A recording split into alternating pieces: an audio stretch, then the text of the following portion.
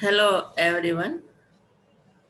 Welcome to all of you in FFB Live Chemistry class 11th and 12th. Thermodynamics chapter तुम लोगों का करीब करीब समाप्त पे है। यहाँ पे हम थर्मोडायनेमिक्स के आज के जो क्लास में हम थर्मोडायनेमिक्स के फर्स्ट लॉ तो डिस्कस हो चुका है, सेकेंड एंड थर्ड लॉ पे डिस्कस करेंगे। उसके अलावा स्पॉन्टेनिटी, गिब्स फ्री एनर्जी, ये सारे जो इम्पोर्टेंट फीचर हैं थर्मोकेमिस्ट्री एंड थर्मोडायनेमिक्स के, उनके बारे में हम आज के क्लास में डिस्कस करेंगे। तो this is the last lecture of the chapter thermodynamics. तो इसको आप लोग जो है ध्यान से पढ़ें और उसके बाद बाकी के जो टॉपिक पढ़ चुके हैं उसको भी फिर से सब लोग देखें, और जो भी चीज़ें समझ में नहीं आती हैं वो दोबारा तिबारा में और क्लियर हो जाती हैं, और उसके बाद भी समझ में नहीं आती तो पूछी जा सकती हैं।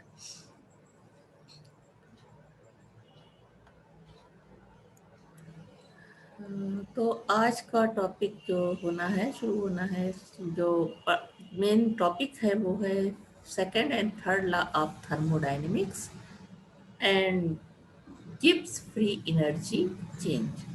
तो पहले हम स्पॉन्टेनियस प्रोसेस वर्ड यूज होता है थर्मोडायनेमिक्स में, इसके बारे में हम जानेंगे कि ये स्पॉन्टेनियस प्रोसेस क्या होते हैं।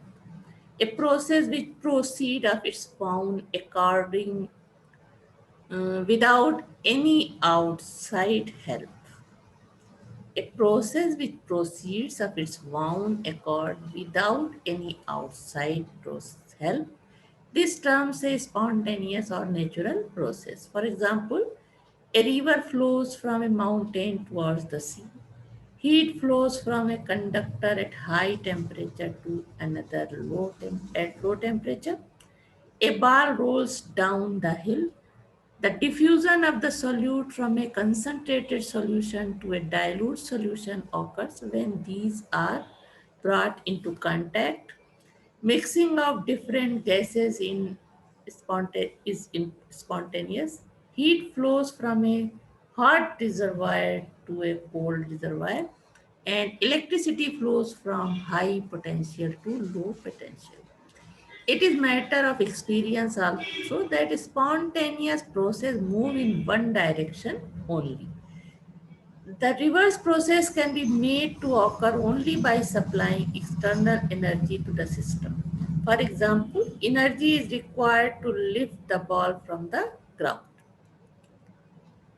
It is thus concluded that natural process proceed spontaneously and are thermodynamically irreversible. A spontaneous, जरा सा इसको अगर हम बड़ा करें तो ज़्यादा बड़ा हो जाता है, कोई बात नहीं।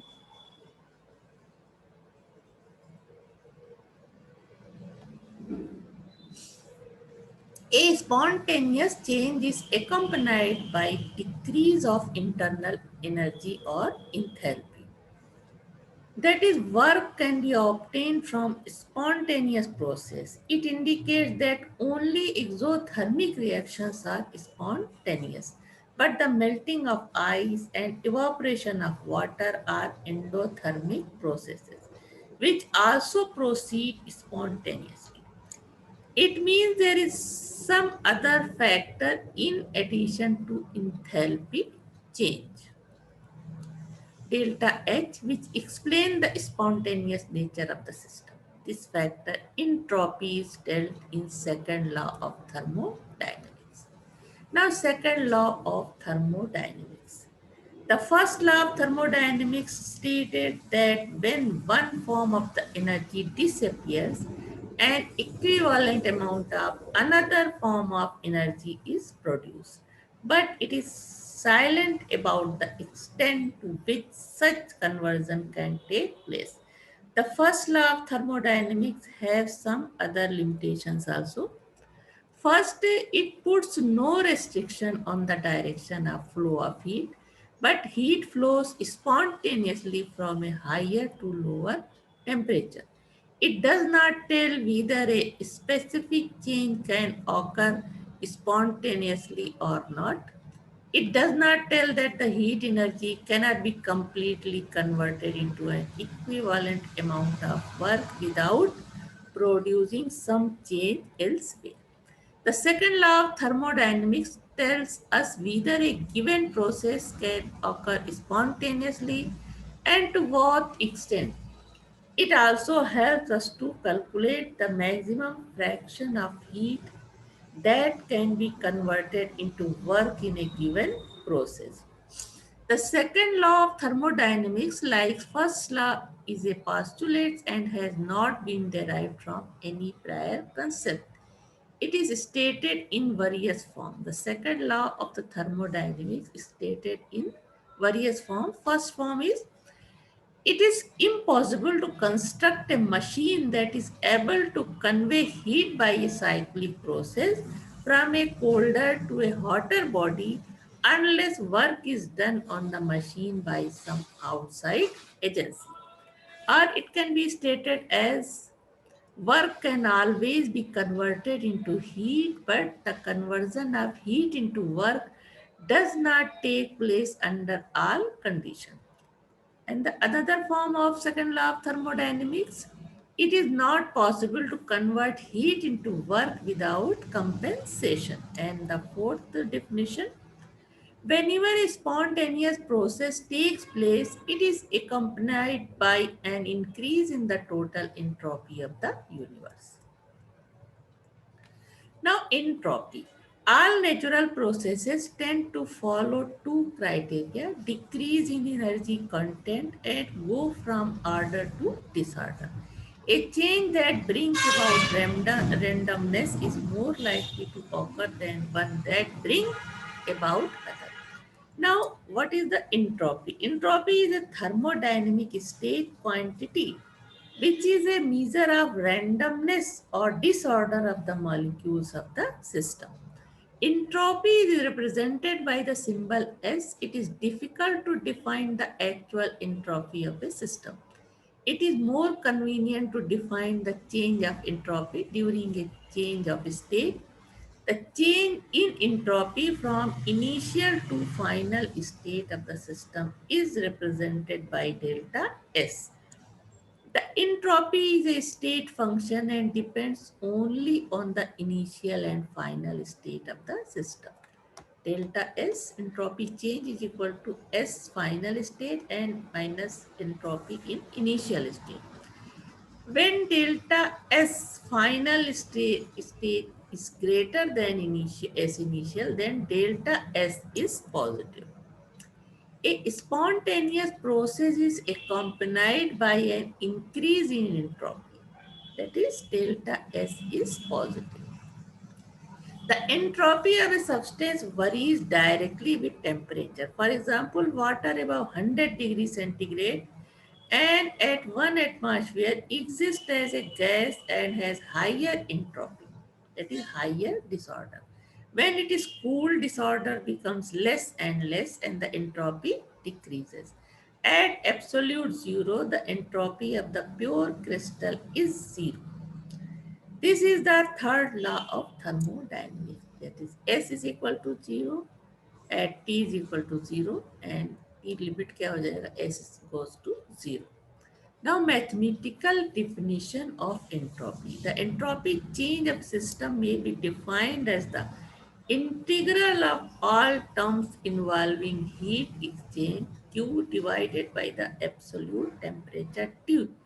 T during each infinite small change of the process carried out reversibly at constant temperature like this. And after this, delta S is equal to Q upon T. Q is the, what is the Q? Q is the heat exchange. If heat is absorbed, then delta S is positive, increase in entropy. If heat is evolved, delta S is negative, that is decrease in entropy. The value of delta S, like delta U and delta H, is a definite quantity and depends on the initial and final state of the system. It is independent of the manner in which the change has been brought about, that is, whether the change has been brought about reversibly or irreversibly. Since entropy change is expressed by an heat term divided by temperature, it is expressed in terms of calories per degree.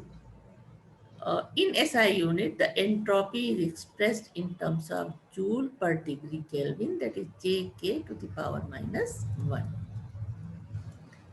Now, entropy change in phase transformation. When a solid changes into liquid at its fusion temperature, there is an absorption of heat, which is known as latent heat. Let delta Hf be the molar heat of the fusion. The entropy change will be delta Sf is equal to delta Hf upon Tf fusion at the time of fusion. Similarly, if the latent heat of vaporization and sublimation are denoted by delta H vaporization and delta H sublimation respectively, the entropy of vaporization and sublimation are given as entropy of vaporization is equal to delta H upon delta T, and uh, this is the boiling point and this is the S, this is the temperature for sublimation. Ts is the temperature at which sublimation takes place. Then delta S sublimation is equal to delta H sublimation upon Ts.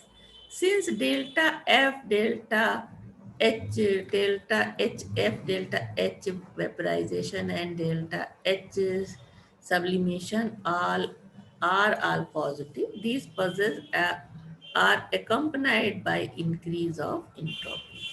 The reverse process are accompanied by decrease in entropy. Now, standard entropy, the absolute entropy of a substance at 298 Kelvin and 1 atmospheric pressure is called the standard entropy. S0, standard entropy change for chemical reaction is given as delta S0 is equal to sum of the entropy of the product minus sum of the entropy of the reactants. Now, Gibbs free energy and spontaneity. As discussed earlier, there are two thermodynamic quantities that affect reaction spontaneity. One of these is enthalpy H, the other is entropy S. The problem is to put these two quantities together in such a way as to arrive at single function whose sign will determine whether a reaction is spontaneous or non-spontaneous. This problem was first solved more than a century ago by J. Willard Gibbs, who introduced a new quantity now called the Gibbs free energy and give the symbol G.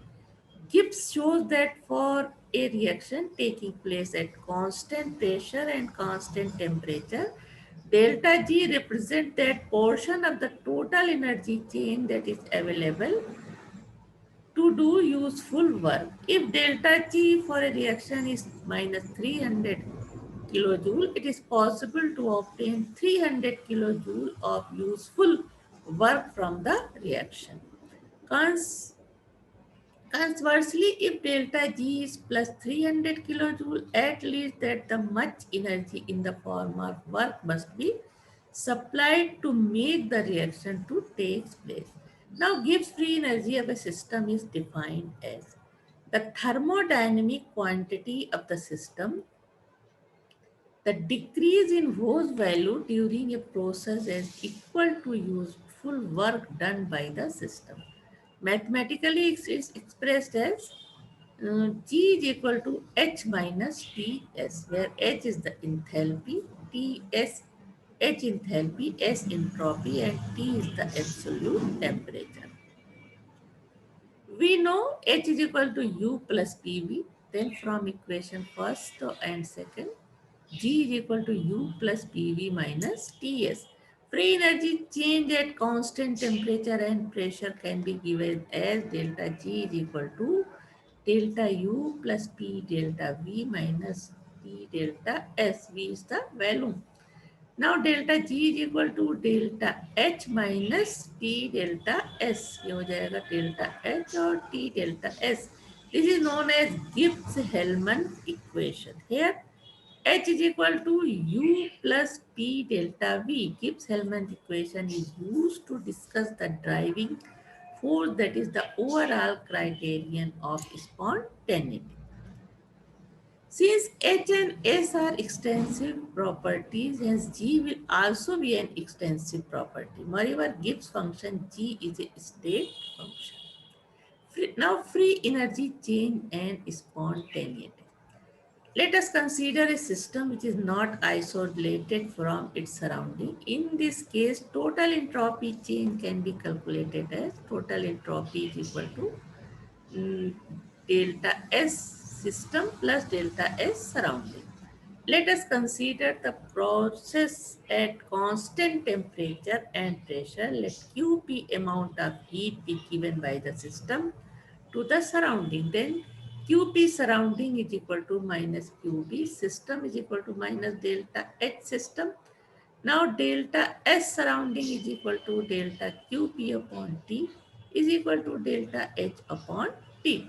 From the equation first and second, delta S total is equal to delta S system minus delta H system upon T, or delta T delta S total is equal to T delta S system minus H delta H system, or this is written as minus T delta S total is equal to delta H system minus T delta S system. According to Gibbs-Hellman equation, delta G is equal to H minus T delta S, then delta G system is equal to delta H system minus T delta S system. Now from the equation third and fourth, delta G system is equal to minus T delta S total. We know that for the spontaneous process, delta S total is greater than 0. That is delta G is equal to negative for spontaneous process. Thus for spontaneous process, T delta S total should be positive or delta G should be negative. Now in case first, let entropy and energy both factors are favorable for process, that is delta H is equal to negative and delta T delta S is equal to positive, delta then delta G is equal to delta H minus T delta S. From this equation we get minus delta is equal to negative and delta T delta S is equal to positive, which is a negative. That is the delta G is equal to negative. Thus the delta G is the negative for spontaneous process. In case second, both energy and entropy factors oppose a process, that is delta H is equal to positive and T delta S is equal to negative. From delta G is equal to delta H minus T delta S. This is positive, this is negative, then the delta G is positive. Thus delta G is positive for a non-spontaneous process. Case third, let both tendencies be equal in magnitude but opposite, then delta H is equal to positive and T delta S is equal to positive and delta H is equal to delta S. Then from delta G is equal to delta H minus T delta S is equal to 0. In this condition, the process is said to be at equilibrium. Now condition for delta H to be negative or the process to be spontaneous, सारी values दी हुई है. We know that delta G is equal to delta H minus T delta S. तो delta H जब negative होगा favorable, then T delta S positive, condition any, then delta G is equal to minus, यानी negative या spontaneous. When delta H equal to negative and delta T is also negative, unfavorable, and condition delta H is more than T delta S, that is G is equal to negative, spontaneous. इसी तरह last है, If delta H is equal to positive unfavorable and T delta S is equal to positive favorable, then T delta S is greater than delta H, that is G is equal to negative and spontaneous. Now, role of temperature on spontaneity. In Gibbs-Hellman equation, delta G is equal to delta H minus T delta S. Not only delta H and delta S, but also temperature T is the determining factor for spontaneity. That is, for delta G to be negative, let us discuss exothermic and endothermic reaction to show the influence of temperature.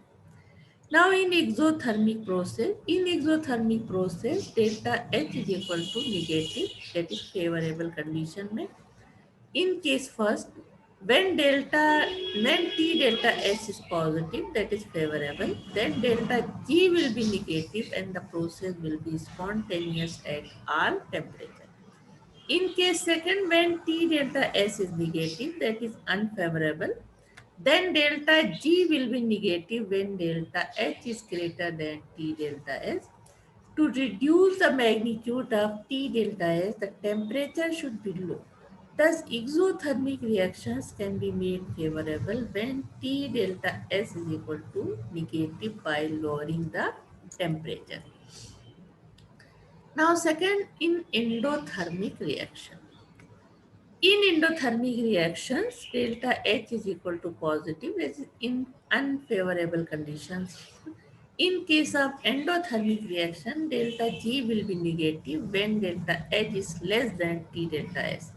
To increase the magnitude of T delta S, temperature T should be increased. Thus, endothermic reactions can be made favorable by increasing the temperature.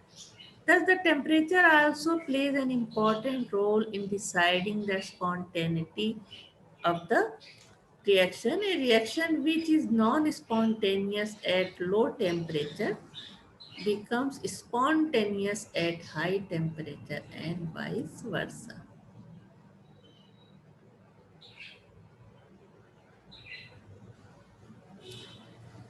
Now sign of delta H, delta G and delta S at prediction of spontaneity. Now delta H negative, then delta S positive and delta G negative, then spontaneous at R temperature जो process होगा, जब ये conditions होंगी तो spontaneous होगा process at R temperature. When delta H is negative, delta S negative and delta G also negative at low temperature, the process is spontaneous. And this is when positive at high temperature, this is non high temperature हो जाएगा तो ये non spontaneous हो जाएगा. इसी तरह बाकी दो कंडीशन है. If delta is positive, delta S positive and delta G positive, then process is non spontaneous. But when delta G negative at high temperature, process is spontaneous. Here when delta H is equal to positive and delta S negative and delta G positive, then non-spontaneous at all temperature. The process is non-spontaneous at all temperature. Now see the example.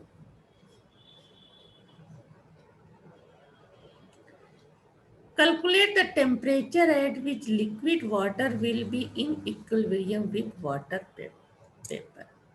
Here दिया हुआ है delta H vaporization is equal to 40.73 and delta S यानी entropy और enthalpy दी हुई है at vaporization. Calculate करना है तुमको क्या? Temperature at which liquid water will be in equilibrium with water vapor. At equilibrium क्या होता है? G is equal to delta G is equal to 0. यहाँ पे delta H दिया है, S दिया है, G 0 की वैल्यू रखी जाएगी. तो टेम्परेचर टी डेल्टा टी मालूम करना है हमें, टी मालूम हो जाएगा 373.6 केल्विन. इसी तरह ये दूसरा example, zinc reacts with dilute hydrochloric acid to give hydrogen at 17 degree centigrade.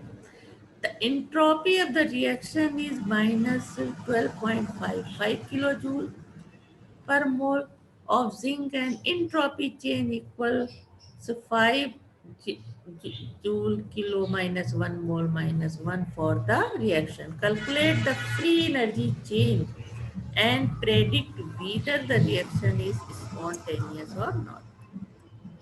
सारी थ्योरेटिकल चीजें पढ़ चुके हो. डेल्टा एच दिया है, डेल्टा एस दिया है, इसको यहाँ पे हम चेंज कर लेंगे kilo joule kelvin mole minus one mole minus one में, एंड टी दिया है 17 डिग्री 273 में ऐड हो जाएगा.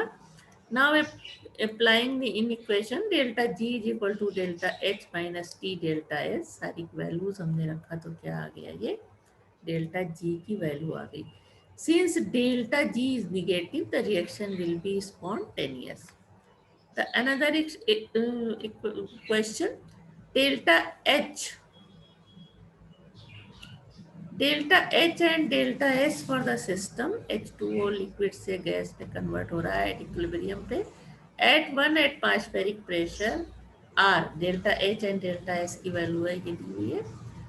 Respectively, calculate the temperature at which the rates of the forward and backward reaction will be the same. Predict the sign of free energy for this transformation above constant temperature.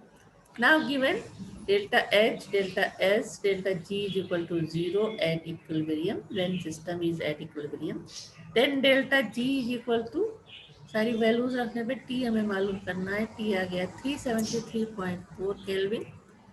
The sign of G above 373, that is say 374 Kelvin, may be calculated as follows. Again apply delta G equal to this. सारी चीजें रखने पे हमें delta G की value minus आ रही है, तो delta G will be negative, hence the reaction will be spontaneous.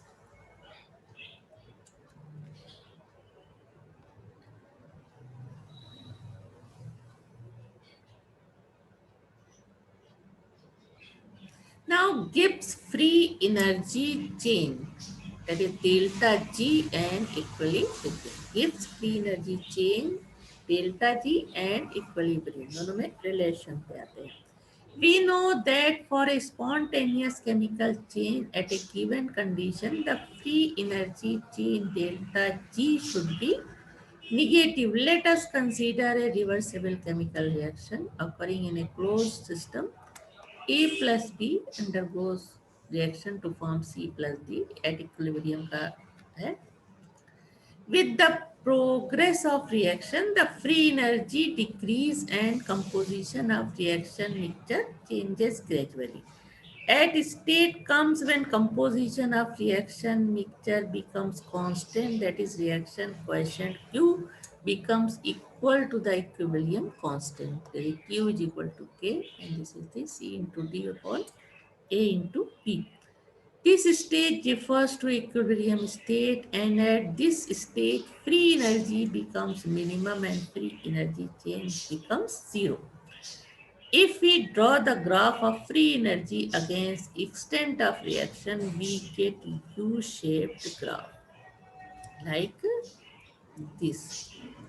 The reactant है इधर, रिएक्टेंट से इधर से शुरू हो रहा है. गिब्स फ्री एनर्जी चेंज ये धीरे धीरे जीरो आती है यहाँ पे, तो ये एट इक्विलिब्रियम पॉइंट पे जी डेल्टा जी जीरो हो गई. फिर ये प्रोडक्ट की तरफ बढ़ती है तो जी की वैल्यू क्या होती है, बढ़ती है, कम होती जा रही है प्रोडक्ट के बाद. फिर यहाँ पे यहाँ तक कम हुई, उसके बाद ये यहाँ पे बढ़ी है जी की value. This is the extent of reaction and gives free energy. ये दोनों के बीच प्लॉट था. अब इसका क्या एक्सप्लेनेशन है. If the minimum in the curve is lies closer to product, it means that reaction is in favor of product. The reaction in this case will be closer to completion. यानी जब ये equilibrium point जो आया, जब ये product की तरफ ज़्यादा नज़दीक होगा, तो यानी रिएक्शन कंप्लीशन की तरफ बढ़ रहा है. On the other hand, if the minimum in curve lies closer to the reactant, the reaction favors K is more and more less and less than 1. The reaction in this case will be farthest from completion, यानी बहुत ही slow तरीके से reaction जा रहा है. तो दोनों ये कंपैरेटिवली कंपैरेटिव ग्राफ है। इसमें जो इक्विलिब्रियम पॉइंट आ रहा है या फ्री एनर्जी और एक्सटेंट ऑफ रिएक्शन के बीच ग्राफ इस तरह से आ रहा है, तो ये प्रोडक्ट के नज़दीक आ रहा है इक्विलिब्रियम पॉइंट, यानी रिएक्शन तेजी से कंप्लीट होने की तरफ बढ़ रहा है। दूसरी तरफ क्या है, इक्विलिब्रियम पॉइंट जो है ये रिएक्टेंट के नज़दीक आ रहा है, यानी रिएक्शन जो है ये स्लोली आगे बढ़ रहा है।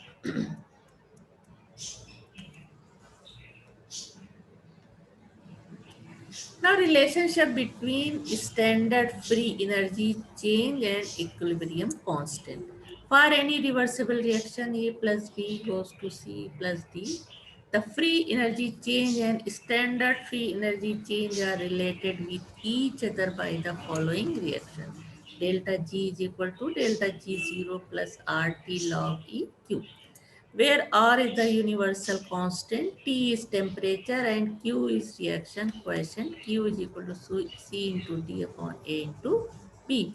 At equilibrium state, delta G is equal to 0 and Q is equal to K equilibrium constant.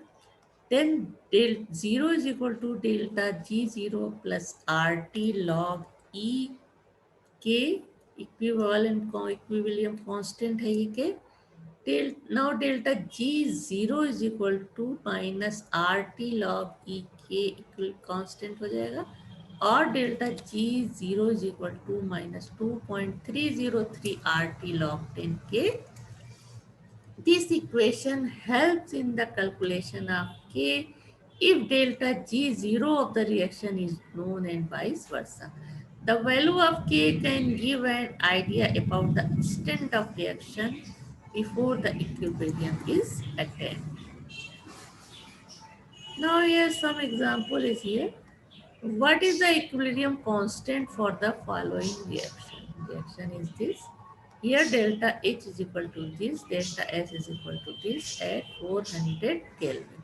Now according to Gibbs-Hellman equation, delta G0 is equal to delta H0 minus T delta S0. Values रखने पे हमें क्या मिल गया, delta G0.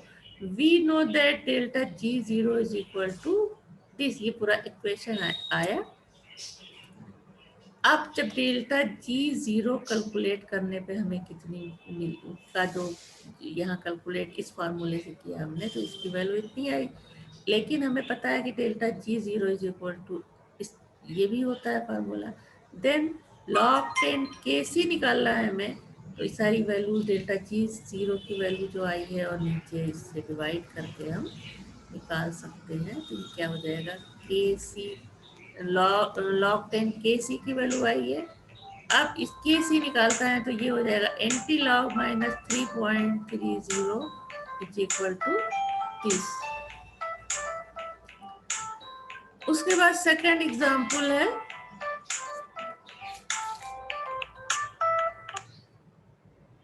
Hello नहीं आज school बंद है। हाँ कल, हाँ ठीक है आज बंद है। For equilibrium PCl5, PCl converted to PCl and Cl2 at 25 degrees centigrade at equilibrium. Kc is equal to 1 into 10 to the power minus 7. Now calculate the delta G for the reaction. R दिया है, important question है। We know that delta G is equal to this and is equal, अब सारी values रख दी जाएगी जो दी हुई है, तो delta G0 is equal to this आ गया। Now absolute entropies and third law of thermodynamics. Third law of thermodynamics was given by T.W. Richards, Walter Nurse and Max Planck.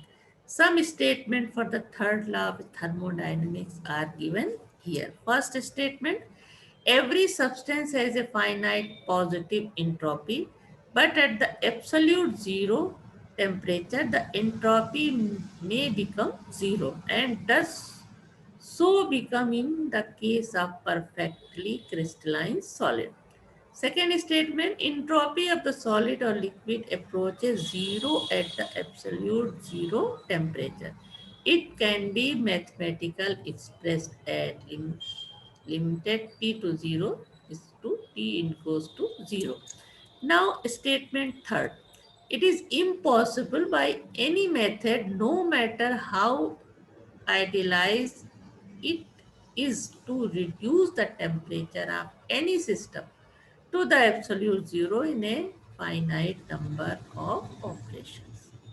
Now, applications of third law of thermodynamics. The third law of thermodynamics has been useful in calculating the absolute entropies of solids, liquids, and gases at different temperature.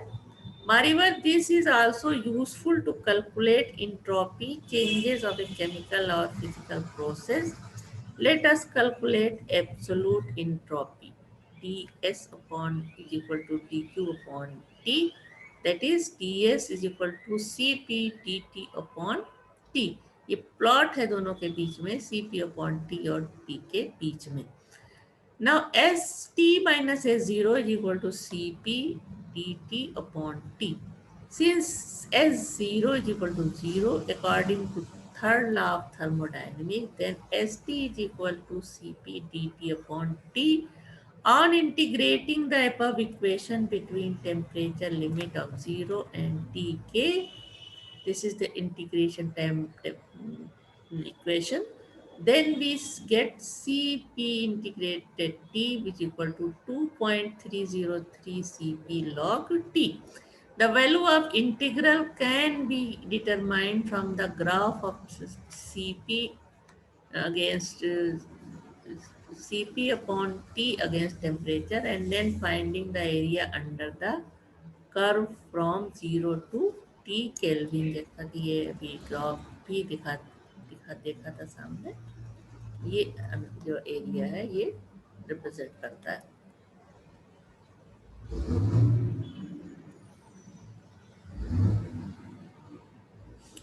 When entropy of 1 mole of a substance is expressed at 298 Kelvin and 1 atmospheric pressure, it is called standard entropy of that substance.